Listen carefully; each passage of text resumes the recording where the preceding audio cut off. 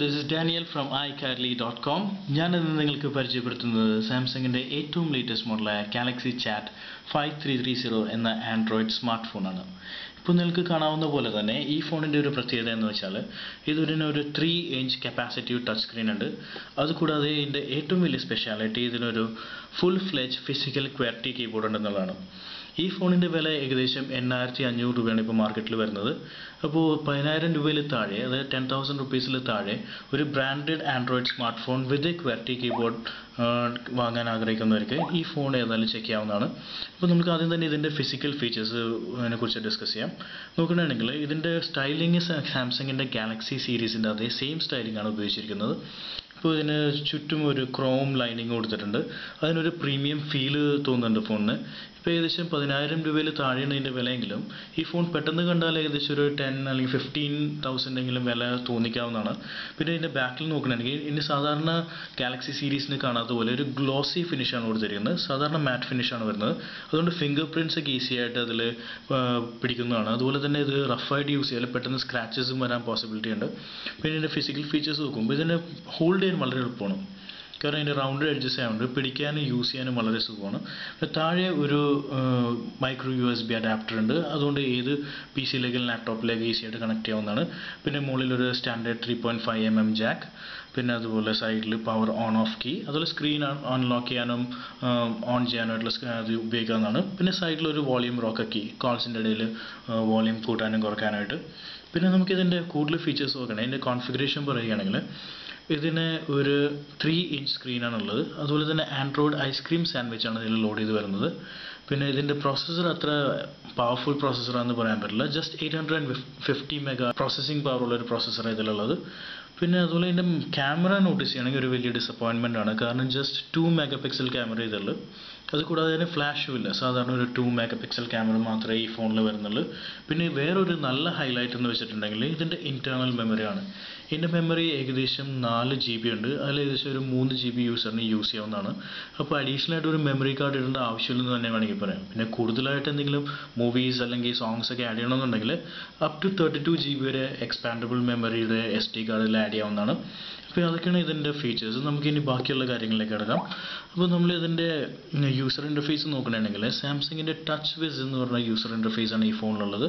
വളരെ സ്മൂത്തായിട്ടാണ് ഇതിൻ്റെ ഫോണിൽ ട്രാൻസിഷൻ അതുപോലെ ആനിമേഷൻസ് ഒക്കെ വരുന്നത്.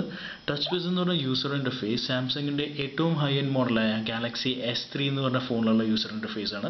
അതിൽ തന്നെ കുറച്ച് മാറ്റം വരുത്തി ഈ 850 MHz പ്രോസസ്സറിൽ സൂട്ട് ചെയ്യാവുന്ന രീതിയിൽ കുറച്ച് മാറ്റം വരുത്തിയിട്ടാണ് ഈ ഫോണിൽ ആഡ് ചെയ്തിരിക്കുന്നത്. പിന്നെ ഇതിൻ്റെ ശ്രദ്ധിക്കാവുന്ന ഇതിൻ്റെ ക്യാമറ നമുക്കൊന്ന് ടെസ്റ്റ് ചെയ്ത് നോക്കാം. ഇതിൻ്റെ ക്യാമറ അത്ര എക്സ്ട്രീംലി പവർഫുൾ ആണെന്ന് പറയാൻ പറ്റില്ല. ഇതിൽ ഹോം സ്ക്രീനിൽ തന്നെ ഒരു ക്യാമറ ഐക്കൺ കൊടുത്തിട്ടുണ്ട്. അത് ക്ലിക്ക് ചെയ്ത് നമുക്ക് ക്യാമറ ഓപ്ഷൻ വരുന്നതായിരിക്കും. ഓക്കെ, അപ്പോൾ നമ്മൾ തൽക്കാലം ടെസ്റ്റ് ചെയ്യാനായിട്ട് ഞാനൊരു ഷാർപ്പ്നർ വെച്ച് അതിൻ്റെ ഫോട്ടോ എടുക്കണതാണ്. പക്ഷേ ഇതിനൊരു ഫിസിക്കൽ ക്യാമറയ്ക്ക് ബട്ടണൊന്നും കാണുന്നില്ല ബോഡിയിൽ. ജസ്റ്റ് എൻ്റെ ഓൺ സ്ക്രീൻ ബട്ടൺ വെച്ച് എൻ്റെ ക്യാമറ ഫോട്ടോസ് എടുക്കാവുന്നതാണ്. ഓക്കെ, ഞാൻ ക്ലിക്ക് ചെയ്ത് ഇപ്പോൾ നിങ്ങൾക്ക് കാണാവുന്നതല്ല തന്നെ ആ ഫോട്ടോ ക്ലിക്ക് ചെയ്തിട്ട് അതിപ്പോൾ വ്യൂ ചെയ്യണമെങ്കിൽ under good conditions, lighting conditions നല്ലതാണെങ്കിൽ ഒരു നല്ല രീതിയിൽ വലിയ കുഴപ്പമില്ലാത്ത രീതിയിൽ ക്ലാരിറ്റി ഉണ്ട്. പക്ഷേ അത്ര എക്സ്ട്രാ ഓർഡിനറി എന്നൊന്നും പറയാൻ പറ്റില്ല. എന്നാലും വലിയ കുഴപ്പമില്ലാത്ത ക്യാമറയാണ്. പിന്നെ ഇതിൻ്റെ ആൻഡ്രോയിഡ് വേർഷൻ 4.0 ഉണ്ട്. ബാക്കി സ്മൂത്ത് ആയിട്ടുള്ള എക്സ്പീരിയൻസ് ആണെന്ന്. നമുക്കിതുപോലെ തന്നെ ഇനി ഇതിൻ്റെ ഇൻ്റർനെറ്റ് ബ്രൗസർ ഒന്ന് ചെക്ക് ചെയ്ത് നോക്കാം. എൻ്റെ ബ്രൗസിംഗ് സ്പീഡ്സ് എങ്ങനെയുണ്ടെന്ന് നോക്കാം. അതിനായിട്ട് നമുക്ക് മെനുവിൽ കയറുക. ഇതിൽ browse let me check. Okay, internet എന്നുള്ള ഓപ്ഷൻ സെലക്ട് ചെയ്തിട്ടുണ്ടെങ്കിൽ ഇപ്പോൾ ഓട്ടോമാറ്റിക്കലി ഫേസ്ബുക്കിൽ ലോഗ്ഡ് ഇൻ ആയി കിടക്കണമെന്ന് തോന്നുന്നു. ഓക്കെ, ഞാനിപ്പോൾ ഇതിൽ ഓൾറെഡി കുറച്ച് മുമ്പ് ചെക്ക് ചെയ്ത് iCarly.com എന്നുള്ള സൈറ്റ് ഇതിൽ ലോഡ് ചെയ്ത് കിടക്കുന്നുണ്ട്. പക്ഷേ ഇതിപ്പോൾ അത്ര സ്മൂത്തായിട്ട് റൺ ചെയ്യുന്നില്ല വിചാരിക്കുന്ന പോലെ. കാരണം ഇതിൽ ടച്ച് ചെയ്യണ റെസ്പോൺസീവായിട്ട് തോന്നുന്നില്ല. ഇത് ഞാൻ ക്ലോസ് മിനിമൈസ് ചെയ്യാനുള്ള ഓപ്ഷൻ വരുന്നുണ്ട്. Okay, about blank. ഇപ്പോൾ ഇതിൻ്റെ അകത്ത് ഞാൻ www.google.com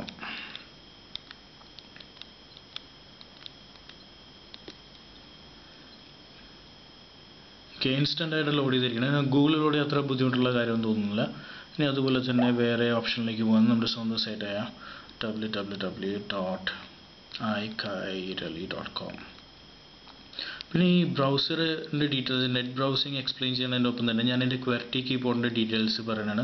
കാരണം ഒരു SMS ചെയ്യുകയാണ്, അതുപോലെ തന്നെ ഫേസ്ബുക്കൊക്കെ അപ്ഡേറ്റ്സ് ഒക്കെ ചെയ്യാനായിട്ട് ഈ ക്വർട്ടി കീബോർഡ് നോക്കണമെങ്കിൽ കൊള്ളാവുന്ന ഒരു ക്വർട്ടി കീബോർഡാണ്. പക്ഷേ ഇതിൻ്റെ സൈസ് കുറച്ച് ചെറുതായതുകൊണ്ട് കുറച്ച് കീസ് എല്ലാം കൺജസ്റ്റഡ് ആണ്. അതുകൊണ്ട് 2-3 ദിവസം എടുക്കുമായിരിക്കും അതൊന്ന് യൂസ് ചെയ്തൊന്ന് ശീലമായി കിട്ടാൻ. പിന്നെ അതിന് ശേഷം കുറച്ച് ഫാസ്റ്റായിട്ട് ടൈപ്പ് ചെയ്യുന്നതായിരിക്കും. എന്തുകൊണ്ടാലും അത്ര നല്ല ക്വാളിറ്റി കീബോർഡ് എന്ന് പറയാൻ പറ്റില്ല, എന്നാലും ഒരു ഓൺ സ്ക്രീൻ കീബോർഡിനെക്കാളും എന്തുകൊണ്ടും നല്ലതാണ്. പിന്നെ വേറൊരു കാര്യം നോട്ടീസ് ചെയ്തെന്ന് വെച്ചാൽ നമ്മളുടെ സ്വന്തം സൈറ്റായ iCarly.comൻ്റെ അതിന് മലയാളം കണ്ടന്റ് സാധാരണ ചില ഫോൺസിലൊന്നും ഓട്ടോമാറ്റിക്കലി ലോഡ് ചെയ്യാറില്ല. പക്ഷേ ഈ ഫോണിലെ ബ്രൗസറിൽ മലയാളം കണ്ടന്റ് നിങ്ങൾക്ക് കാണാവുന്ന പോലെ തന്നെ മലയാളം കണ്ടന്റ്സ് ഒക്കെ വളരെ സ്മൂത്തായിട്ട് ലോഡ് ചെയ്യുന്നതാണ്. പക്ഷേ ഇതിൻ്റെ പിഞ്ച് ടു സൂം ഫംഗ്ഷൻ പറയുകയാണെങ്കിൽ തന്നെ അത്ര സ്മൂത്താണെന്ന് പറയാൻ പറ്റില്ല. കാരണം ഞാൻ ഇങ്ങനെ പിഞ്ച് ചെയ്തിട്ട് തിരിച്ച് സൂം ഔട്ട് ചെയ്യുമ്പോൾ കുറച്ച് ടൈം എടുക്കുന്നുണ്ട് അതൊന്ന് കംപ്ലീറ്റ് ഡിസ്പ്ലേയിലേക്ക് വരാനായിട്ട്. എന്നാലും ഈ പറയുന്ന ഫോൺ ഏകദേശം ഇത്രയും 10,000 റുപ്പീസ് 10,000 രൂപയിൽ താഴെയുള്ള ഫോൺ എന്ന് പറയുമ്പോൾ ഇതിൻ്റെ ഒരു ഡീസൻറ്റ് പെർഫോമൻസ് എന്ന് വേണമെങ്കിൽ നമുക്ക് പറയാം. പിന്നെ ഞാനതുപോലെ തന്നെ ഇതിൽ കുറച്ച് ഗെയിംസ് ഇൻസ്റ്റാൾ ചെയ്തു.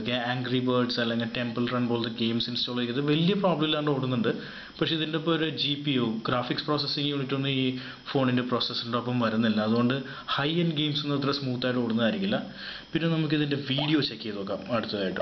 ഇതിൽ ഗാലറിയിൽ കയറണമെങ്കിൽ ഇതിൽ ഓട്ടോമാറ്റിക്കലി പ്രീ ലോഡഡ് ആയിട്ട് ഒരു വീഡിയോ വരുന്നുണ്ട്. ഇപ്പോൾ ഞാൻ അതാണ് സെറ്റ് ചെയ്ത് വെച്ചിരിക്കുന്നത്. ഇത് പ്ലേ ചെയ്യാം.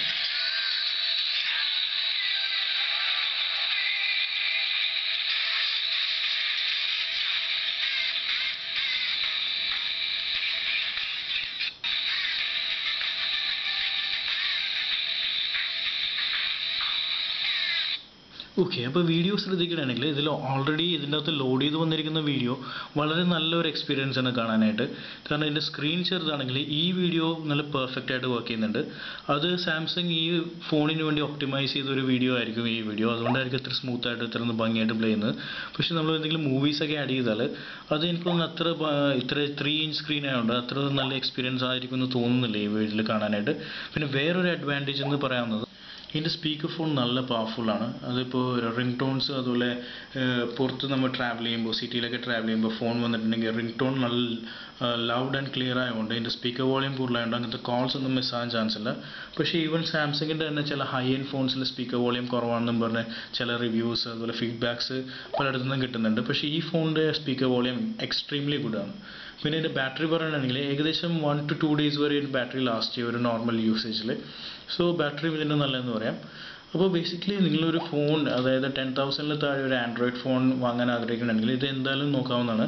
പിന്നെ ക്വർട്ടി കീബോർഡ് ആവശ്യമുള്ളവരിക്കും, അതായത് കൂടുതലായിട്ടും ഫേസ്ബുക്ക് അല്ലെങ്കിൽ ട്വിറ്റർ അല്ലെങ്കിൽ ഇമെയിൽസ് ആക്സസ് ചെയ്ത് കൂടുതൽ ടൈപ്പ് മെസ്സേജസ് അയക്കുന്നതായിരിക്കും ഫിസിക്കൽ ക്വർട്ടി കീബോർഡ് എന്തായാലും ഒരു ഉപകാരമായിരിക്കും. അതുകൊണ്ട് അങ്ങനെയുള്ളവർക്ക് ഈ ഫോൺ ചെക്ക് ചെയ്യാവുന്നതാണ്. ഈ ഫോൺ ഇപ്പോൾ റീസെൻ്റ്ലി മാർക്കറ്റിൽ ഇറങ്ങിയിട്ടുണ്ട്. അതുകൊണ്ട് it's A pretty good deal. അതുപോലെ തന്നെ ഇനി നിങ്ങൾക്ക് ഈ ഫോണിനെ കുറിച്ച് എന്തെങ്കിലും കൂടുതലായിട്ട് ഡീറ്റെയിൽസ് അറിയണമെന്നുണ്ടെങ്കിൽ അല്ലെങ്കിൽ എന്തെങ്കിലും ഡൗട്ട്സ് ഉണ്ടെങ്കിൽ ഇത് വാങ്ങുന്നതിന് മുമ്പായിട്ട് നിങ്ങൾക്ക് എന്തായാലും എൻ്റെ മെയിലിൽ ചോദിക്കാവുന്നതാണ്. എൻ്റെ ഇമെയിൽ അഡ്രസ് iCarly@gmail.com. അതുപോലെ തന്നെ ഇനിയും ഞാൻ ഇതുപോലെ മലയാളത്തിൽ കുറേ ടെക് റിലേറ്റഡ് ആയിട്ടുള്ള ഫോൺ റിവ്യൂസ് അല്ലെങ്കിൽ ടെക് റിലേറ്റഡ് വീഡിയോസ് ലോഡ് ചെയ്യുന്നതായിരിക്കും. അപ്പോൾ നിങ്ങൾക്ക് അതെല്ലാം എൻ്റെ ചാനലിൽ വന്ന് സബ്സ്ക്രൈബ് ചെയ്താൽ കാണാവുന്നതാണ്. ഈ ചാനലിലേക്ക് സബ്സ്ക്രൈബ് ചെയ്താൽ പിന്നെ അതുപോലെ തന്നെ iCarly.comൻ്റെ ഒരു ഫേസ്ബുക്ക് പേജിൽ നിന്ന് നിങ്ങൾക്ക് ഫോളോ ചെയ്യാവുന്നതാണ്. അപ്പോൾ ഇനി എന്തെങ്കിലും കൂടുതൽ അറിയാണെങ്കിൽ you can contact me and I'll be replying you within 24 hours. So I hope you like my review and this is Daniel signing off right now. See you later. Bye bye.